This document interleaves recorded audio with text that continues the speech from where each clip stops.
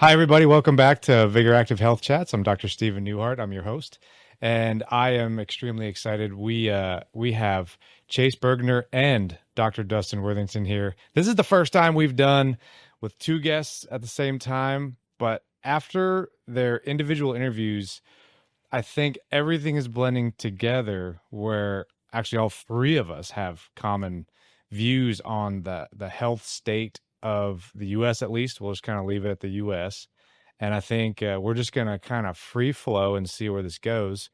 But it's good to see both you guys. Thanks for being back here with me. Yeah, it's good to be here. and so I was listening to both of our individual interviews last time, and we'll kind of see where this goes. I think that all the knowledge in both of your heads, I don't know if I even need to say anything. You know what I'm saying? Man, I got two doctors here. I'm almost like I probably need to keep my mouth shut. Definitely not. Not after we did the off-air conversation last time of what's going on. Dustin, we focused on what's going on, and you kind of gave, some really good insight to that. But it's time that this gets out there. We're not the only ones talking about this, which is good, and certain people listen to this show and don't listen to that show. So I think people should be hearing this. But the obvious is that health has gotten worse in the U.S. over the years. Fact. And we talked a little bit about obesity last time. It is true that obesity is getting worse.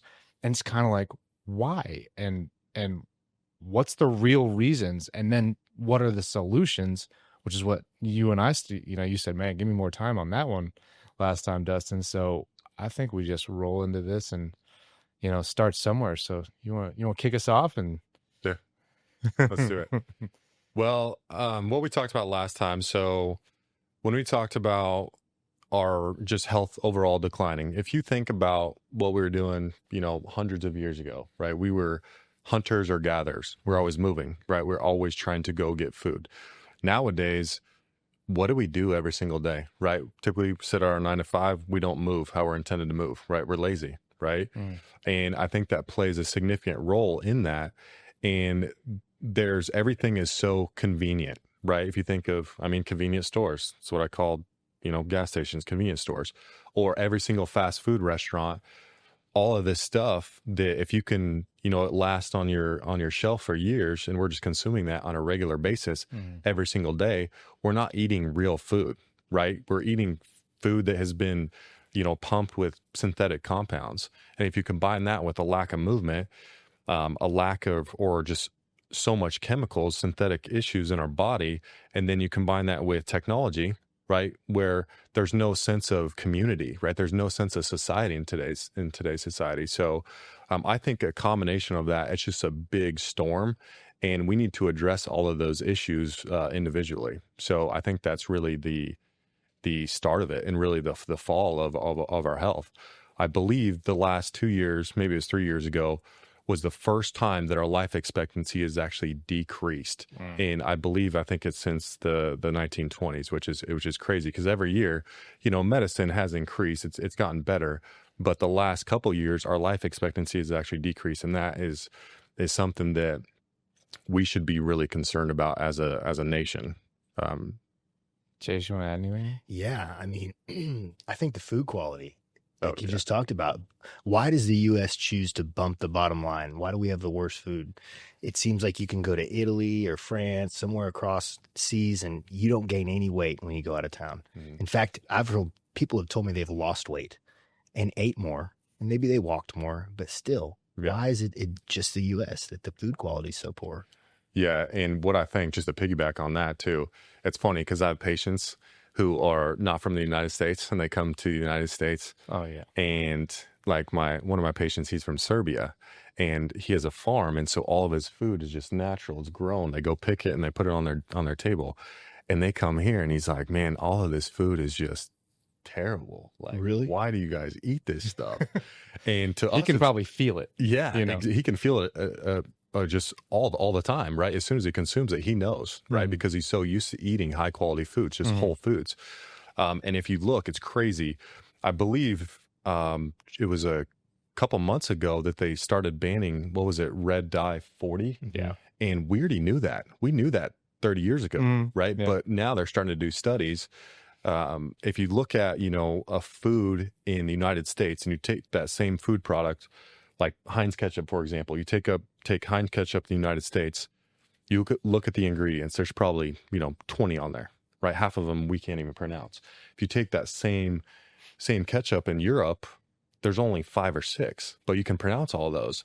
And the reason why they can do that is because half the stuff that we consume over in Europe is actually banned in Europe, but we're over here eating it like candy, and it's in all of our kids' foods, right? That's why kids can't pay attention, right? ADHD, that's at an all-time high right now. And all these companies, they have contracts, the food and the sugar companies, they have contracts with these schools. Hey, I want you to put this pop, dispenser in your school, right? And here's some money to fund that. And there's a reason why these kids, when they go home, that they don't listen to their parents, right? They don't focus because they're so high on sugar, which is really, really scary for our generation below us too. So here's an interesting thing that happened to me. I bought a salsa one time, and this was after I learned about some of the names of bad ingredients. I bought a salsa and I was like, good. I've done something good. There's none of those things in there. It was the book I was talking to you about, D. McCaffrey's Science of Skinny. So I had a list, right? So I was like, okay, cool. So I actually was able to watch them change it because I had bought it again and I still had a little bit left in the old one, right? And I started using the new one, which my wife she'd be mad. Why'd you open a new one when I still got the, I did that thing. But so I tasted it and I'm like, weird. Because at that moment, I had cleaned myself out of a lot of any extra sugars or bad sugars. So your guy from the from another country, I could taste it. I could almost taste something that would make me drawn to it. And I look and I compare the two, and I took a side-by-side picture, and they had added 5 types of sugar or things that had sort of an addictive pull to them into that salsa. That was weird. And so watching it real time, I don't know what happens there. Does a certain company say, well, you better add this so that people eat it more? Or you better add this because this is just what the food industry thinks should be in it? Or what is that? Because that was very, very weird. Or what caused that? So it's kind of like the story about Chick-fil-A sandwiches. 50 ingredients in a Chick-fil-A sandwich. And it's similar to heroin and sugar on the brain. And it's like, maybe that's why they sell so many chicken sandwiches. I don't know if you've ever eaten one, but it's like you immediately want another one. That's scary. Yeah, I know. I mean, you're manipulating the conscious for people. And I think our first step of action is the home front. What your parents do, you're usually going to do, and what you're seeing.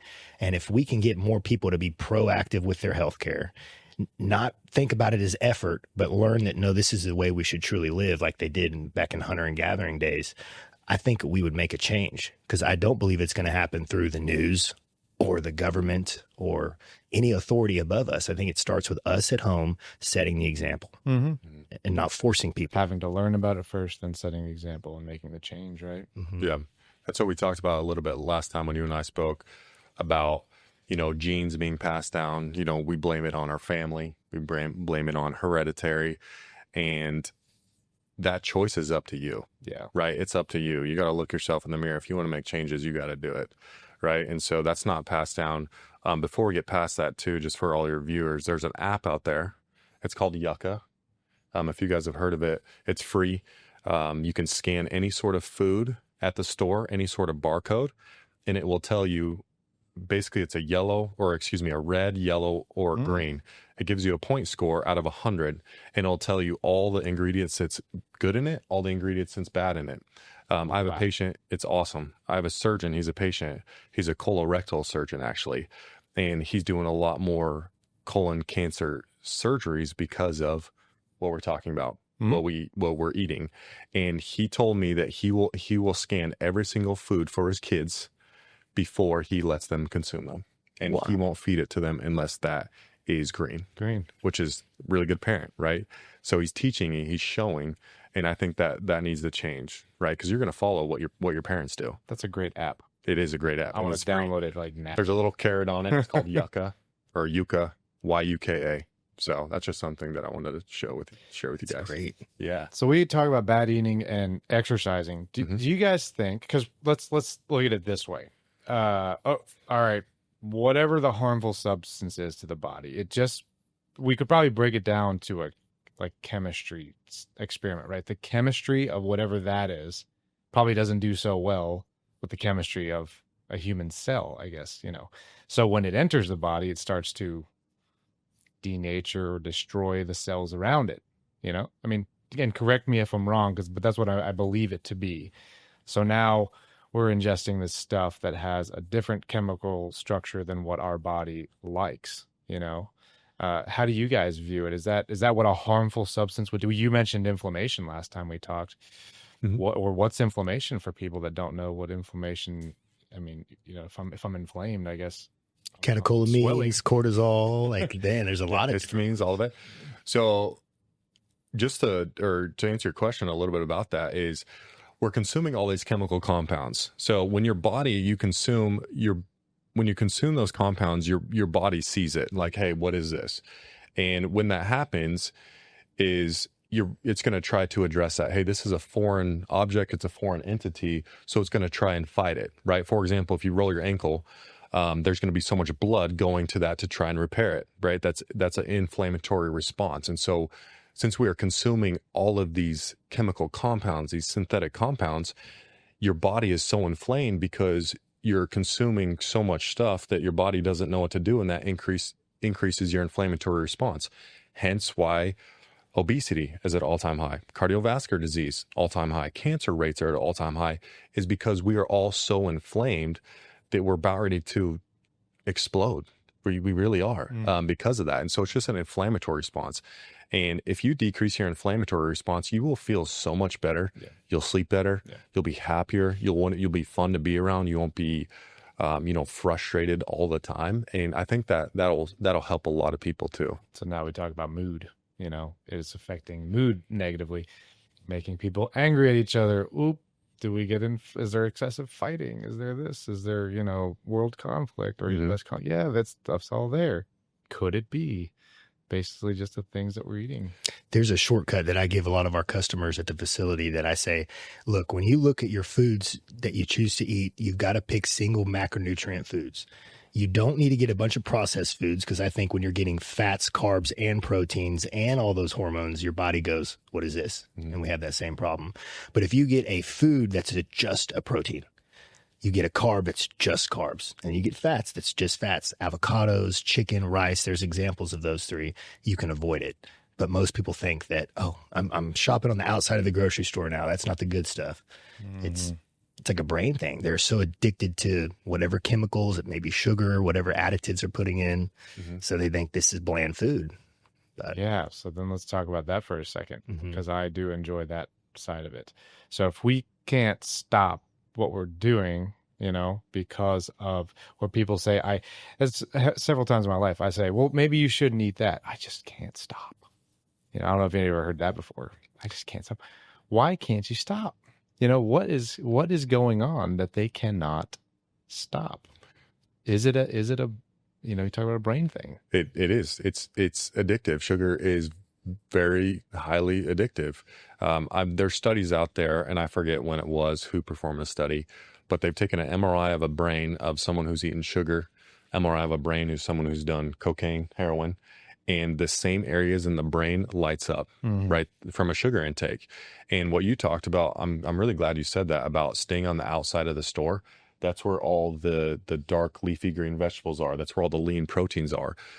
Try and stay away in the middle of the store. Try and stay on the outside, because that's where all the food we need to consume. But yeah, I think that's really important to address that too. Yeah. Do you think that we're at risk with their fruits and our vegetables with this chemical they're starting to spray on things to make it stay ripe? That's another good point. It's like, are we still safe shopping on the outside of the grocery store? I know. Hopefully washing them would help. What do you think about does the washing of it help? Yeah. Is there a certain specific way to do it? That's a good question. I don't know the answer to that, but if you, in the United States, if you look at down in where the opening of the Mississippi River is, right? Down in Mississippi, Alabama, Louisiana, that is the least healthiest place in the United States.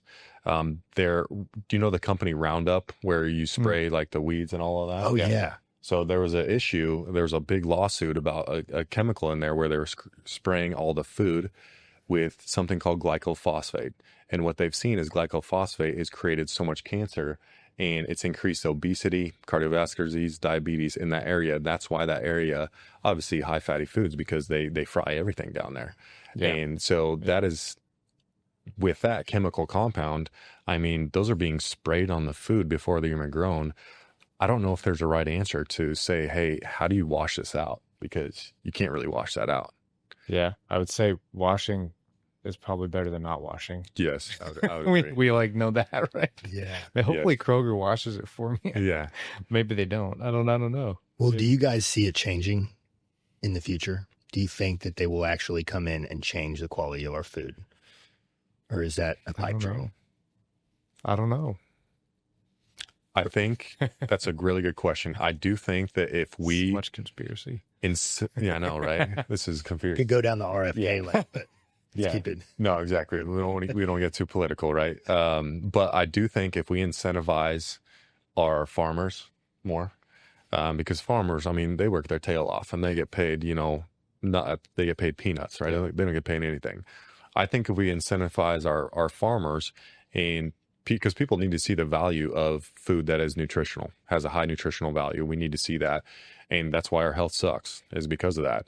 I think if we incentivize that, we could see a change. And if there's more regulations on what chemicals we can consume and what we can't, that red dye, banning that, for example, that's one step, right? But there's so many other chemicals that we need to actually change or just ban, make it illegal. And I think we'll see a big change with that. People probably aren't going to like the taste of it because they're so used to eating everything that's just so chemicalized, radiated, all sorts of stuff that's not just real. Yeah. Yeah. So I think if that happens, then we will see a change. I have a fun question for both of you. So if it's all chemical compounds and all this, right? I mean, it's almost like a chemical structure can be broken down and made into something else, right? I mean, they can all be broken and changed.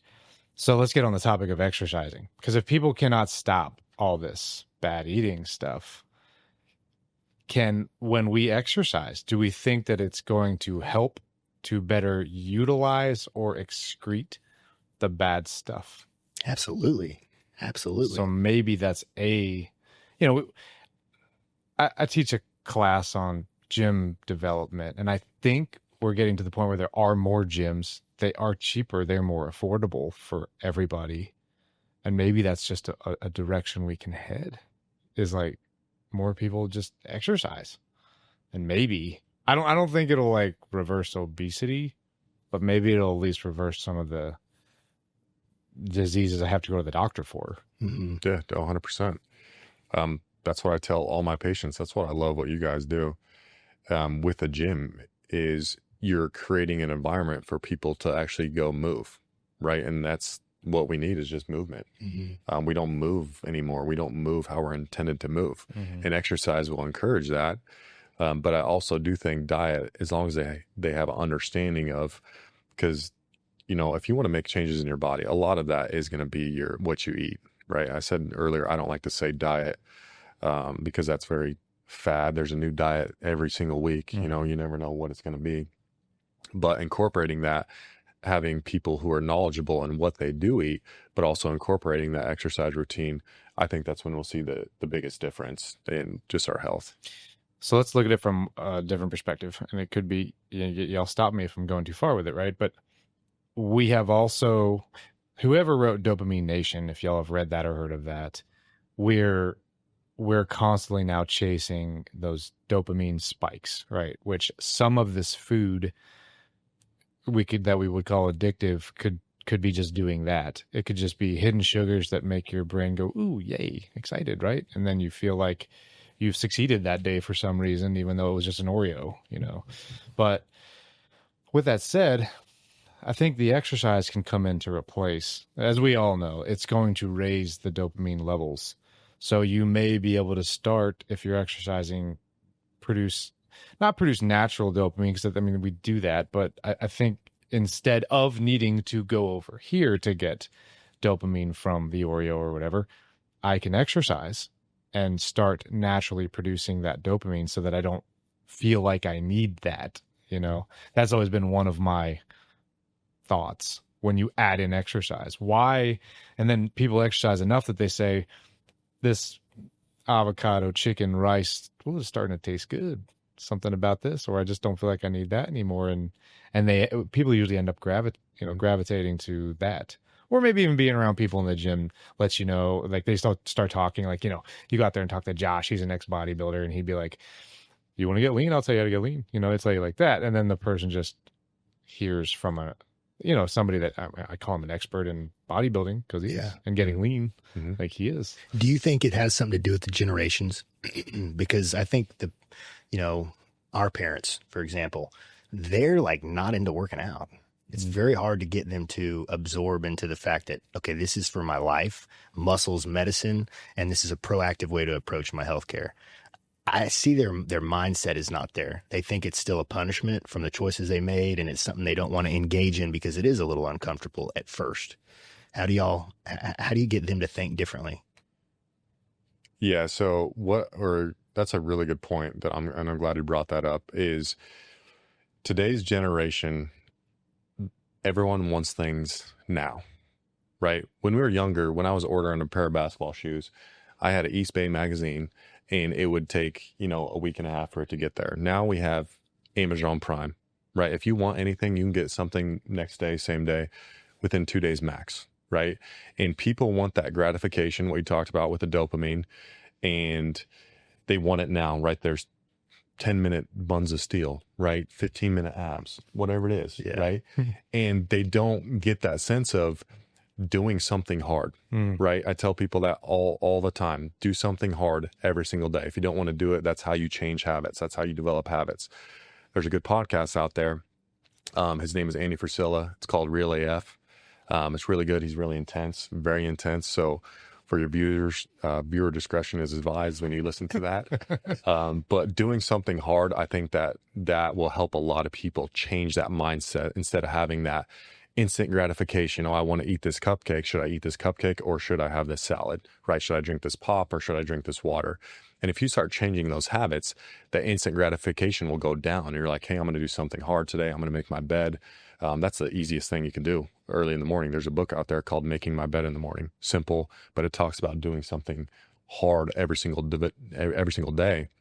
And that'll increase those habits to make you harder to kill, basically, is what I like to say. A guy that I knew he makes Trident cryotherapy chambers. She was like, every morning I go outside and I have a little baby pool out there, and usually it's about 50 degrees, and I just get into that every single morning. And I don't want to, but that's what I do. Yeah, exactly. I got a funny story for you. So I was working with a financial advisor. He's actually the owner of Gus Bates. I don't know if y'all know Gus Bates Financial Services.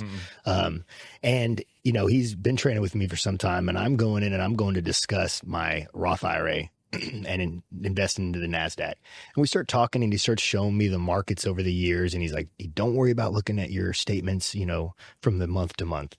Forget about it. And he starts telling me this, and I'm like, wait a minute, this is just like fitness. And I said, hold on, Paul, can we stop for a second? I want to explain something real quick, because he doesn't want to do much more than he has to. Yes, he still comes and trains. I'm proud of him. I love him to death. But I said, this is just like fitness. You can't look at the day to day, but you're going to reach a critical threshold and find that, okay, my bone mass is higher. My ability to recover from surgeries is better. Yeah. How much money is that saving you in the long run? I mean, hundreds of thousands of dollars. Just the medication for diabetes alone, I think, was $9,000 to $11,000 a year. Yeah. You can get a trainer for that. Yeah, that's right. Just show up. Just show up to train, and then trust the process. We know the body changes by adaptation. What we repeatedly do, the body gets used to. We repeatedly invest. We compound. We build a 401k or whatever it may be. Same thing with the body. And Paul was like, huh. He said, okay. And then it all changed. And then it all changed. And now I have to talk in parables when we talk about fitness to investments. Smart. No, that's perfect. And I think that's fantastic of how you put that. I love that because I'm going to start using that. And what I tell people is, hey, do you want to live with the pain of regret now? Or excuse me, the pain of discipline now or the pain of regret later, right? If you do the hard things now, it'll be easier later on, right? It's just like investing, right? And just like with your health, you got to invest in yourself. Interesting about the generational thing. I have a theory because since the younger generation has access to all this, and this is like what they do, they may be learning more than the people that are like, in between them and us now. I think that they'll hear this. They'll hear, oh, wait, something's different. Nobody had the opportunity to do this before, 20 years ago? Or to hear from any other experts out there just at the click of a button. You had to go search it, find it, go to some, group seminar somewhere in Vegas or whatever. And not that many people got to do that, to hear this kind of information. So maybe this will drive this information to them. Maybe this is the way that the education happens. Mm-hmm. My dad, for example, best friends with Adam. My dad has never walked into my gym.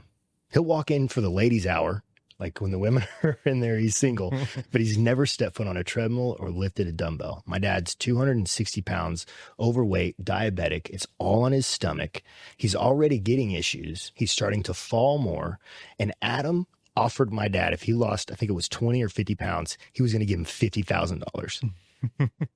And dead serious. Oh, no, I know. Because my dad had a stroke already, and Adam visited him in the hospital every day. And Adam was like in his 20s.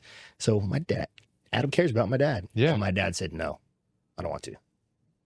I'm like, are you serious? Can I take you up on that offer? I'll do it. There's no sense of urgency. Yeah. How do we fix that? I want my dad to be around to see his granddaughter, but he doesn't think that's a big issue. But diabetes turns into everything, doesn't it? Mm-hmm. Cancer, neurodegenerative disease, Parkinson's. I mean, everything. I think it starts with diabetes. Yeah. I'll give you a little bit about what we do, right, with our medical company.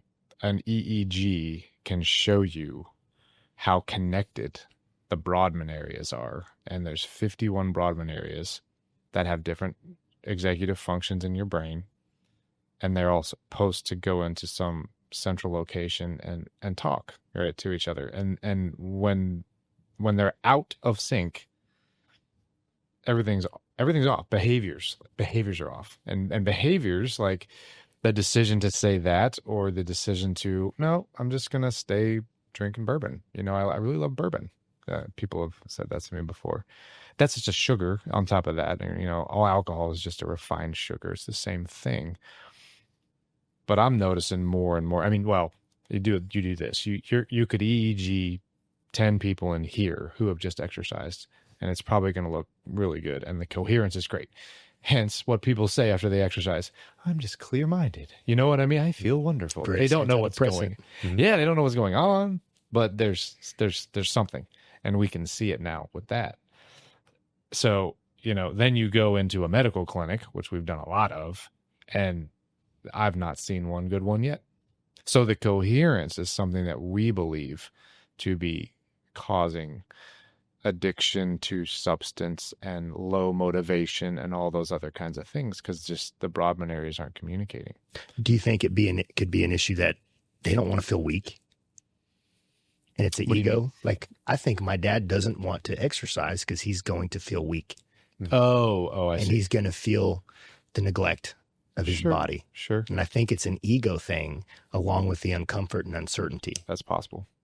It's possible. It's a speculation that I think that's what it is. Oh, and a lot of males also would not want to go into the gym and say, I'm only going to put 10 pounds on each side of the bar. There's that, which is an ego type of thing, but it exists. Mm-hmm. I still think that exists.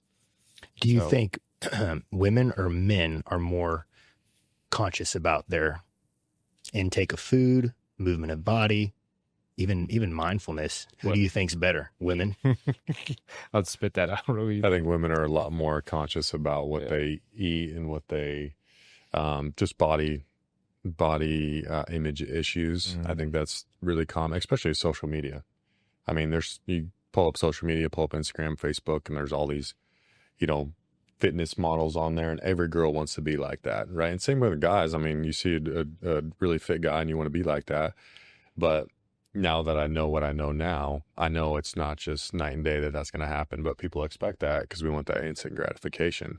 But I do think women are more conscious about what they eat because their biology is different than ours, right? As men, because, we can consume a lot more calories because we need that, because we have typically more muscle mass. We're typically bigger, right? We need that.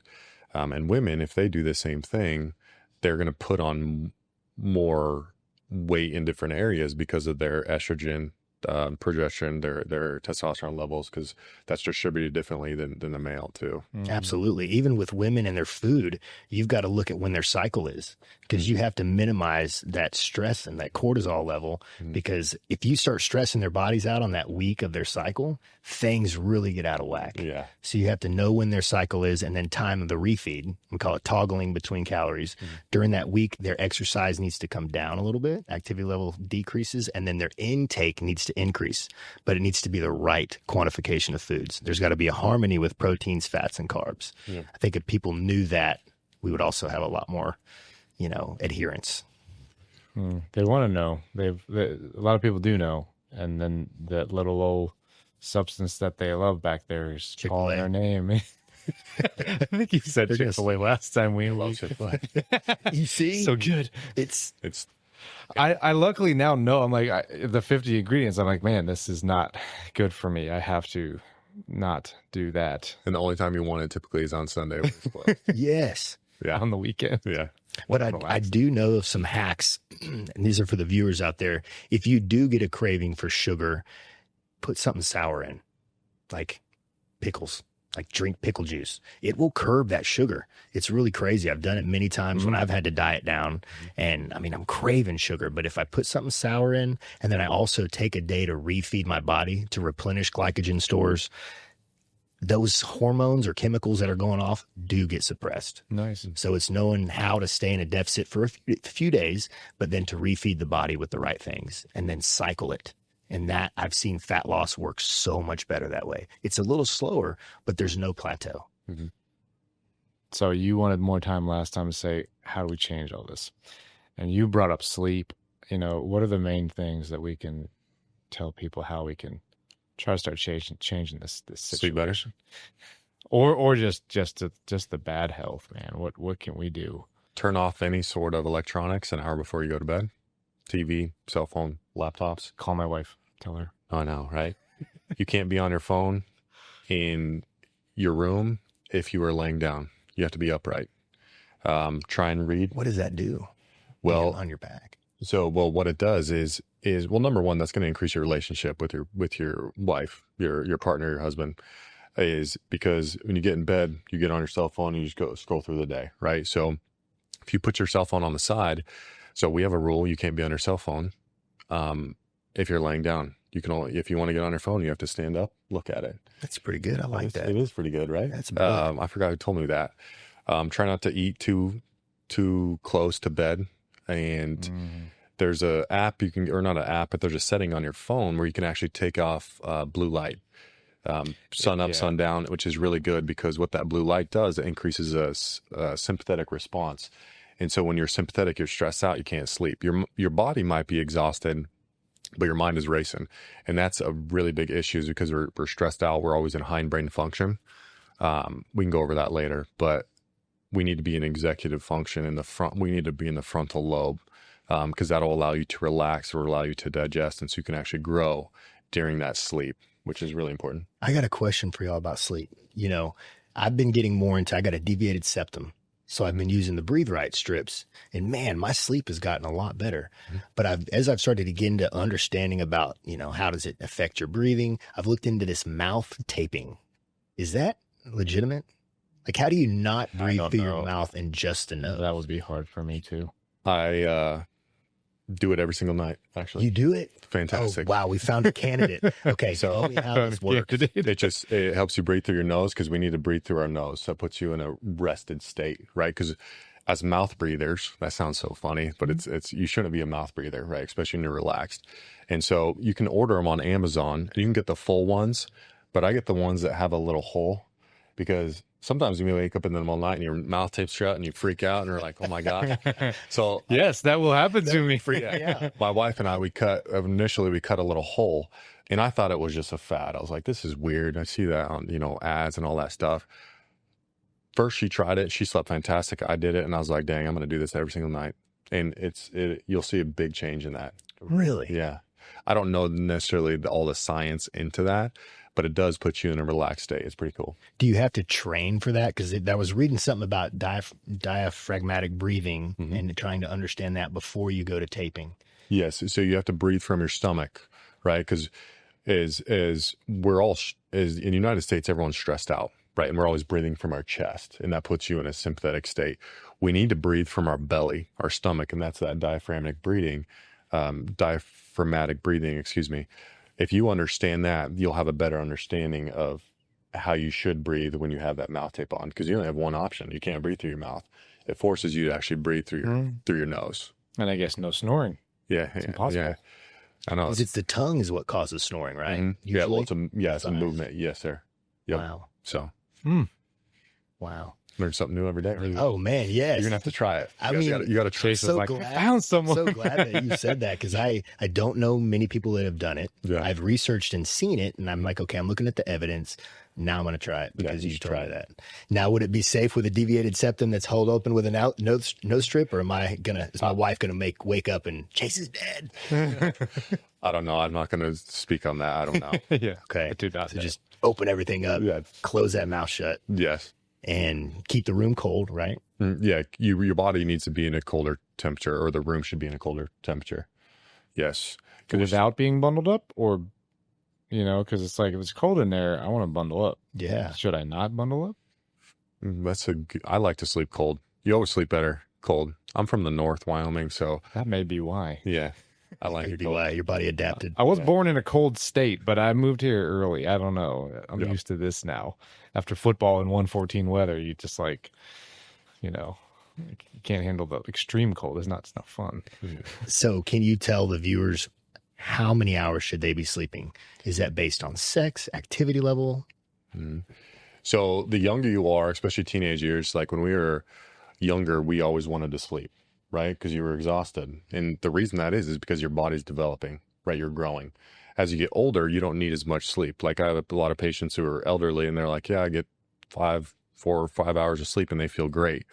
But typically a good just range would be 7 to 8 hours. There's a book out there called Why We Sleep. It's really, really good. It talks about the really details of that, because your body goes through cycles, REM cycle and non-REM cycle. Okay. And typically in a night's sleep, so if you get 8 hours, that's typically about 5 cycles.